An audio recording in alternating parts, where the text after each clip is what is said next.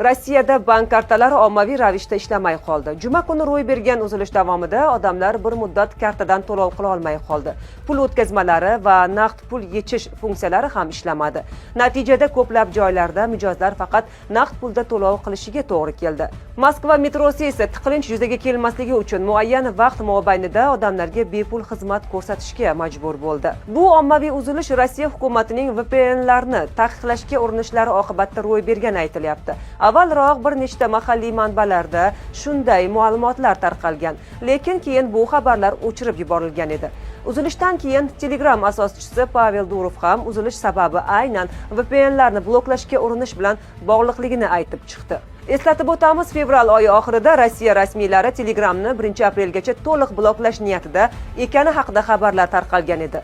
Mart oyiga kelib Rossiyadagi ko'plab foydalanuvchilarda bu messenjer VPNsiz ishlamay qoldi. O'z navbatida raqamlashtirish vazirligi ham o'z oldidagi rossiyaliklarning VPNdan foydalanishini kamaytirish vazifasi qo'yilgani tasdiqlangan.